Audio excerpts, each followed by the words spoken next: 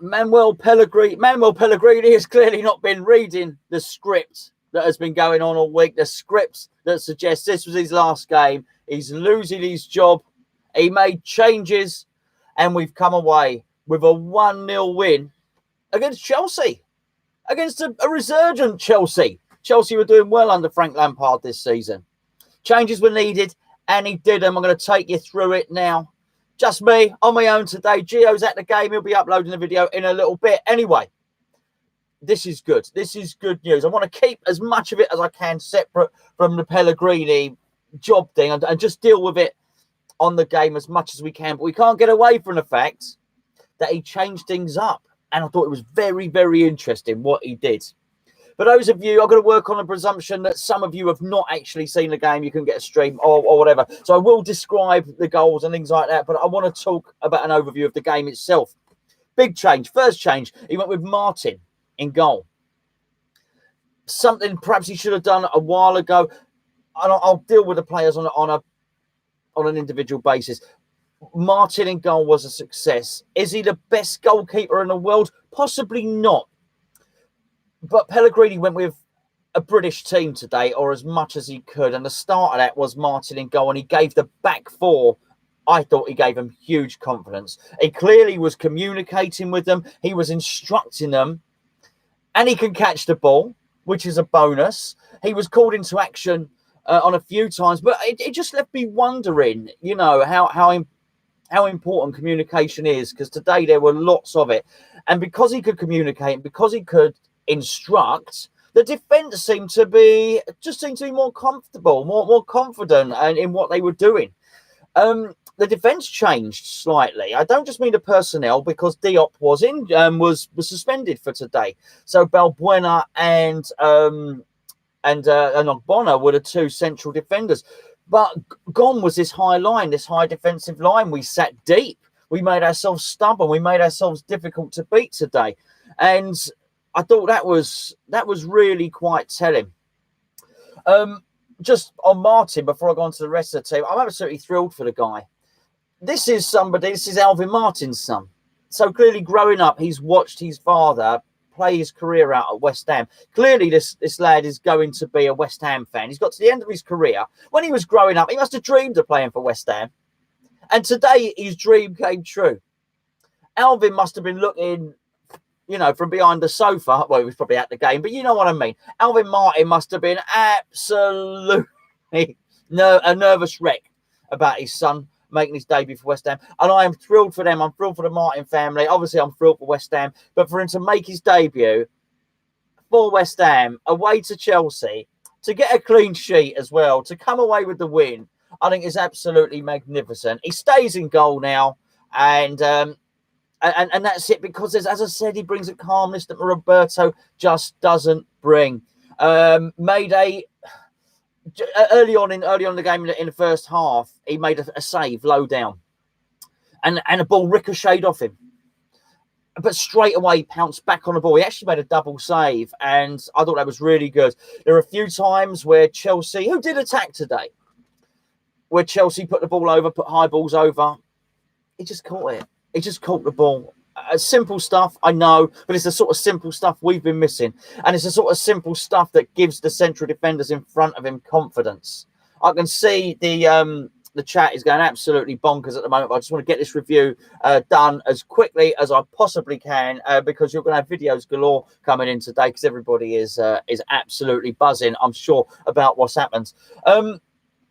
Before I go on to deal with the outfield players, we deserve to win today. Don't let anybody tell you differently. We even had a shot in the first half.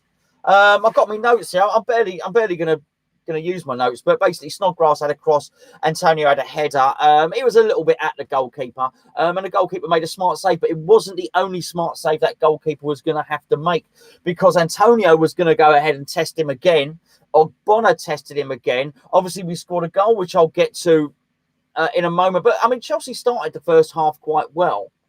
But the longer it went on, the more comfortable we became. And the harder it was for them to break us down. Let me just go through the team. So he started with a team as dust. Martin in goal, Fredericks at right back, Balbuena, Ogbonna in the centre half, and he went with Cresswell at left back. A middle, I thought everyone might have their own ideas. I thought he went with a middle three very much, really. I thought he went with Rice, Snodgrass, and Noble. And that was a very, very clear indication what he was going to do. And that was to get three battlers, three British players. I thought in the last game against Tottenham, it was really only the British players that came out with any credit. And I think reluctantly and belatedly, maybe Pellegrini recognised that. So he got those three workhorses in midfield, just to shore up midfield. He dropped Sebastian Haller and played Antonio up front, just for those of you that hadn't seen the game. And either side was Anderson and Fornals. And it worked. So he went with the British heart, the British core. And also he brought more solidity to the defence. We played a little bit deeper, which left us less exposed. He had to do something drastic. I wanted to see if he wanted to keep his job. He does. He clearly does. And clearly the players are playing for him. The changing of the team shows he had to do something drastic, and he did it. And so did the shapes. Just Everett's tactically, he made lots of changes. It looks a bit different. Okay, Fredericks, good game. Lots of 7 out of 10s and above today, by the way. Fredericks, what a job he had on his hands today, by the way. Didn't think he was very good against Tottenham. That Pulisic, he was up against Pulisic all game. Very, very quick. And Pulisic is a good player. A very good player. But the few times when he tried to stretch his legs, pace for pace, Fredericks matched him. And he was always going to have a difficult afternoon. I think it was a difficult afternoon for Fredericks. But I thought he acquitted himself really, really well. And everybody in that back line was a hero today. But they really were. Absolutely fantastic. Balbuena, he looked at his best today. Was absolutely fantastic. Was a rock. It didn't matter how many passes were put through. It didn't matter how many crosses were put over. Balbuena was there to clear it. And not only that, a lot of the time when he did get the ball, he would make a comfortable and intelligent pass out and give it to one of the three central midfielders who were there. A really good performance from Balbuena. And I'll leave it to you to decide whether Balbuena or Ogbonna were the better player today. But everything I've just said about Balbuena, you can also say about Ogbonna, who was winning the headers. He was winning the tackles. The blocks. There's so many blocks today. Chelsea may have quite high. I've not seen the stats. I've gone live straight away, as you can tell. They may have quite a lot of shots in their stats, but not quality shots, not shots that were threatening. Marty wasn't having to pull off world-class save after world-class save. And the reason for that was because the defence and the shield was so good. The defence, the shielding in front of the defence, it was so good. They protected him. There was a protection. There was no 19 shots that he had to save or anything like that. They were throwing their bodies on the line, which is why I said they were certainly playing for the manager today.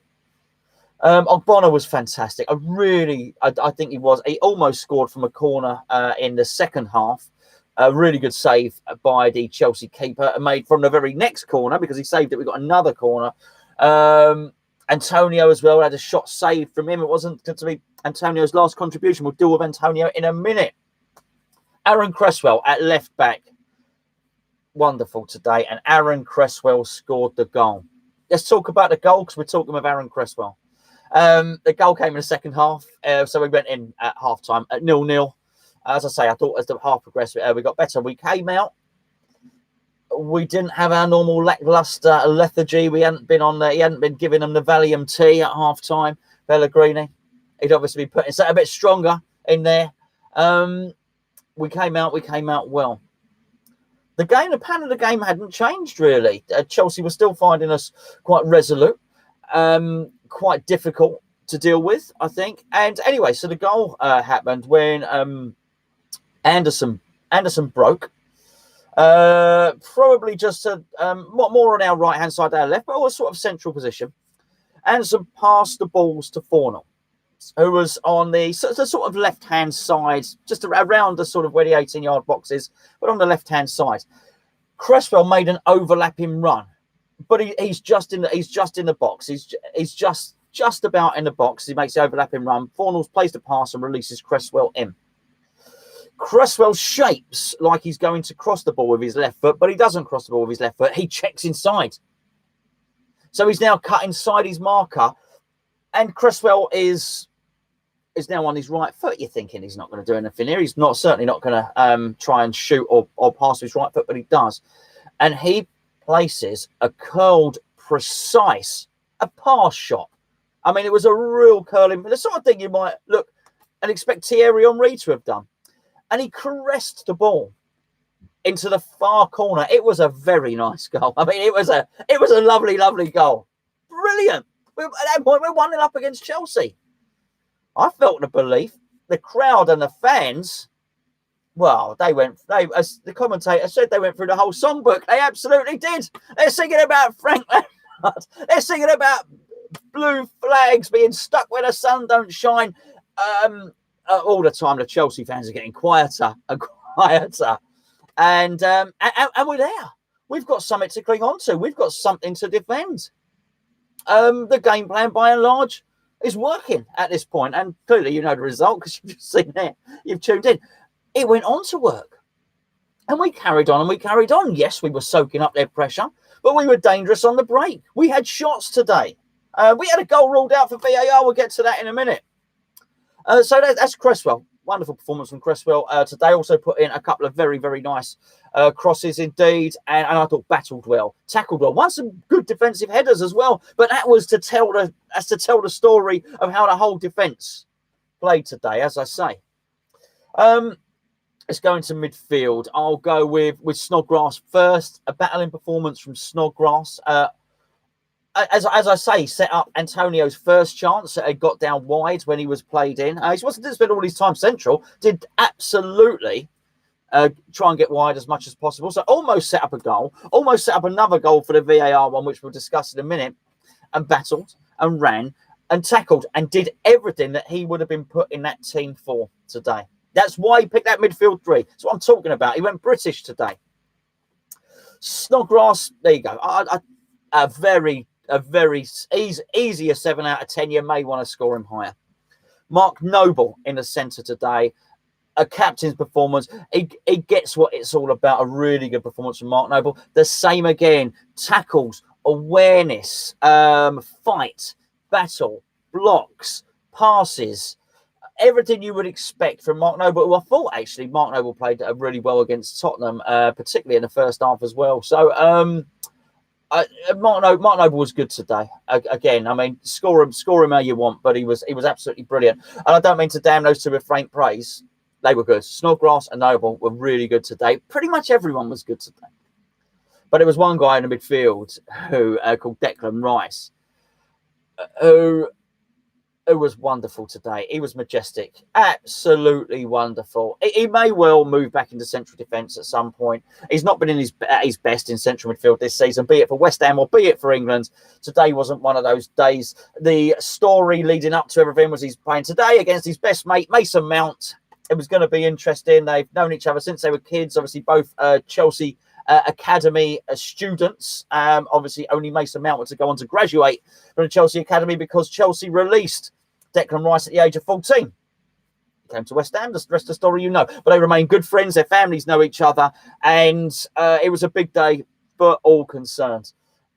Clearly, Declan Rice had a point to prove and obviously wanted to prove a point to Chelsea. You would expect that. They released him. He wanted to say, oh, yeah, I'm going to show you why you shouldn't release me. He certainly did that.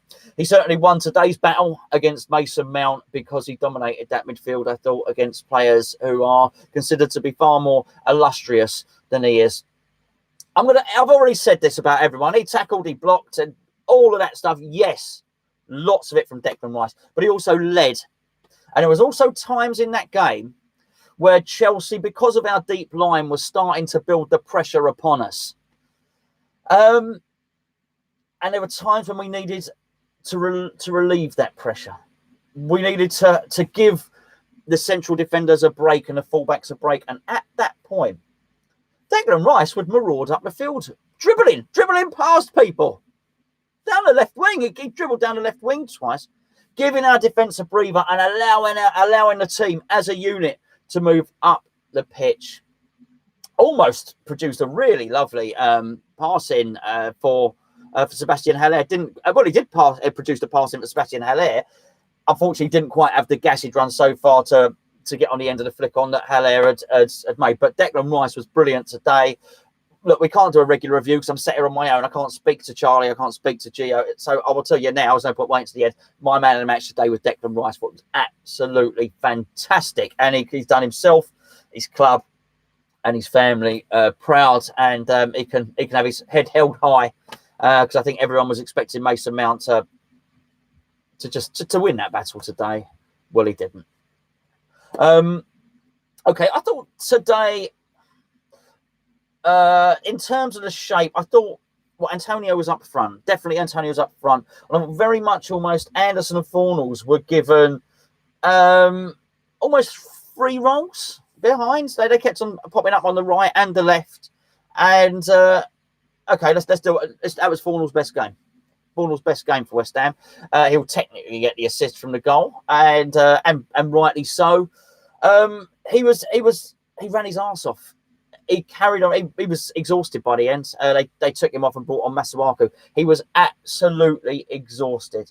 Whatever his remit was, whatever he was asked to do by Manuel Pellegrini, he clearly did it today. And actually, I thought that was a feature of the team. I thought there was a plan today from Pellegrini. I don't always think that there is a tactical plan. Today there definitely was. And I also got the impression by watching the game that there were clear and concise instructions to each individual player. And whatever Fornals was told to do today, he definitely did. If I seem like I'm a bit more reticent than the others because I thought all the other players that I've mentioned, the back four, Martin, the midfield three, and so on, were outstanding. But I do think Fornals gave a solid 7 out of 10 today. I really do, and I'm pleased. I'm absolutely pleased for him. I'm pleased that he got the assist, and I'm pleased for what that may do for his confidence. Felipe Anderson frustrated me today, and I don't want to put her down on it because this has to be a positive video. Okay, it really does. I think he tries a lot of stuff, lots of flicks, absolutely lots of flicks in there. And I think I'm going to see something going on in the chat. Mike, if you're in the chat, mate, Mike Maneira's in the chat. I'm going to see someone in the chat's been out of order. If there's someone in there winding people up, Mike, we just get rid of them, please, mate, because we're look. Chelsea fans are very, very welcome to listen to this. I've not said anything nasty about Chelsea. I won't go on to say anything nasty about Chelsea, but I don't. Thanks, Mike. Thanks, but listen, these are our regular.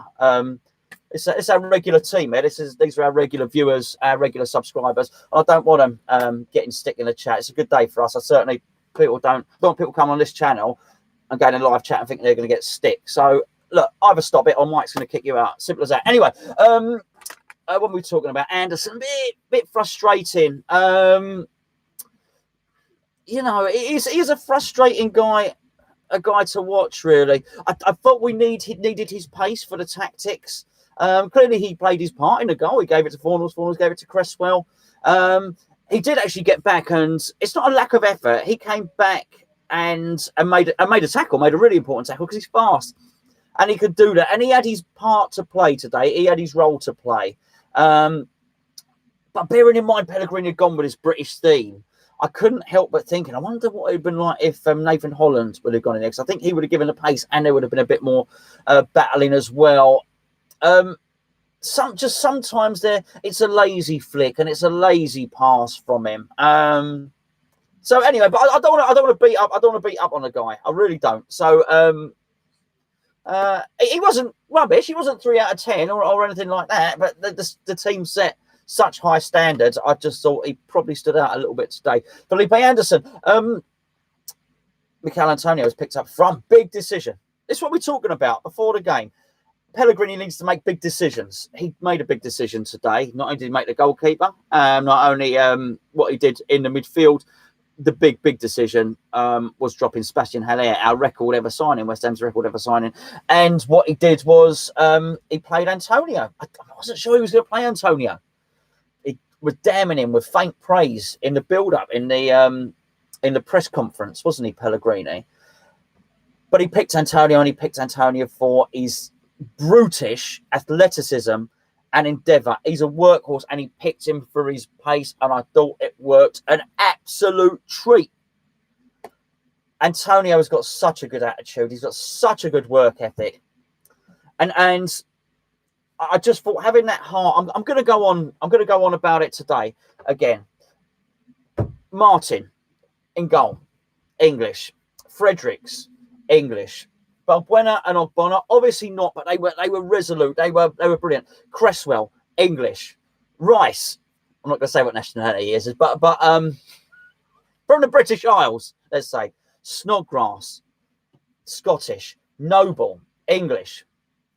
Fornals and Anderson, obviously not. Antonio, English. And I think Pellegrini went away from two of his ethoses, basically. I think today he went for a more battling team, which doesn't normally do. And I think he went away from his offside trap high line, which is why it showed me that he wanted to keep his job. And I almost think for us to carry on and climb and get better, we have to continue with this.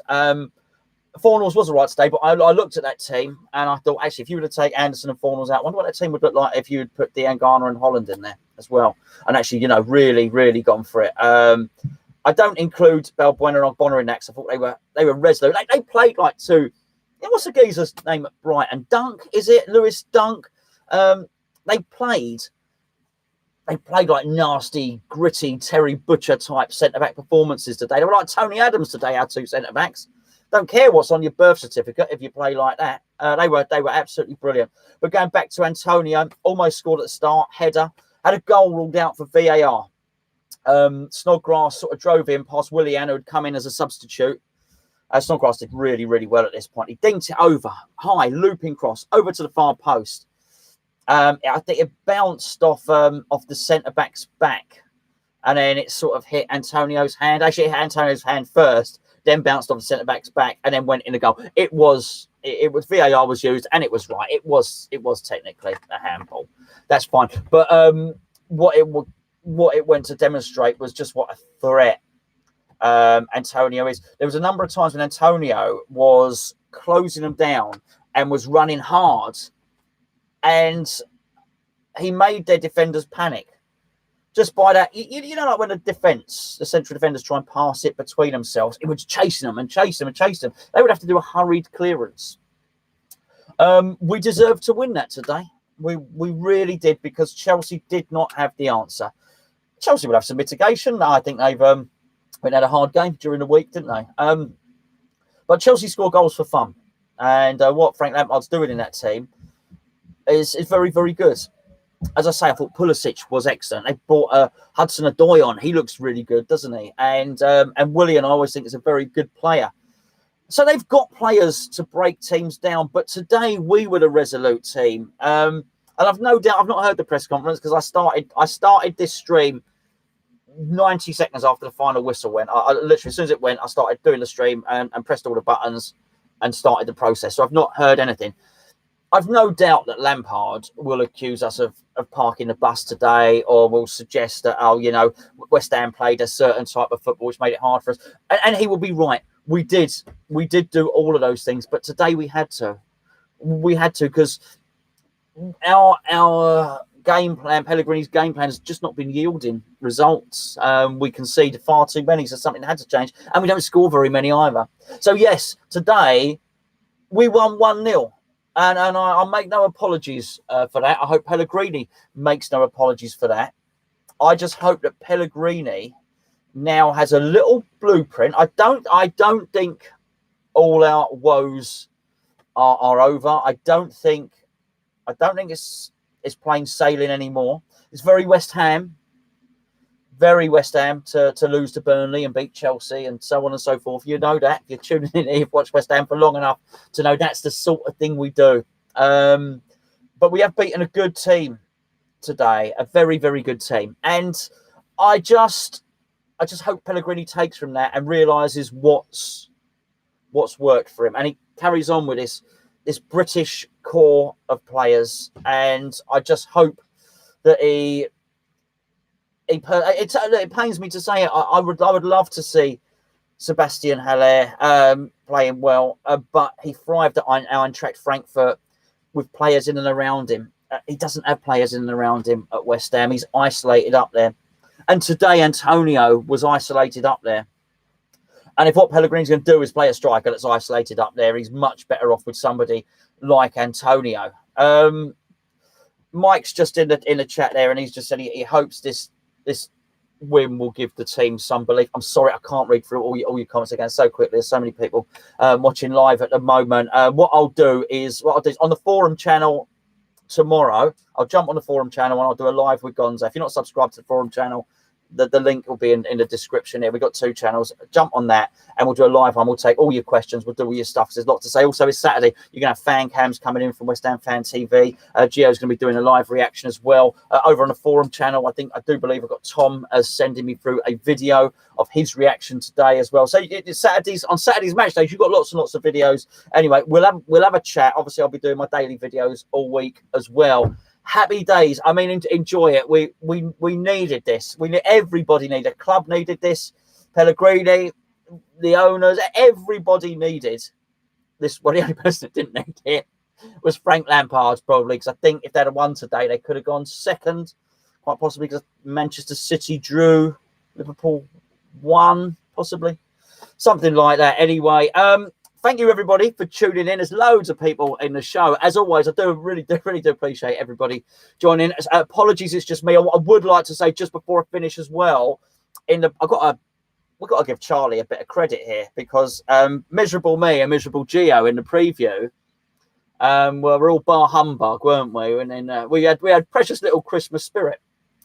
And Charlie in the preview spoke of hope and joy. And we laughed at Charlie. Said that was ridiculous, Charlie. I think I predicted we'd lose 4-0 today. Well, actually, I said 4. It sounded like 4-0. I was saying 4-0s will play well. That's what I was saying. So, obviously, I tried to predict something as well. Wonderful. Really pleased for David Martin. We're all pleased for David Martin.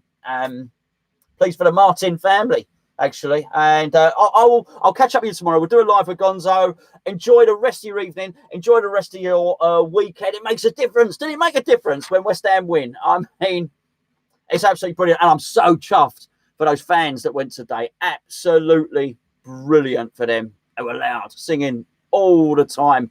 Chelsea fans went very, very quiet. Thank you once again. I'll see you very soon. Take care now. Bye-bye.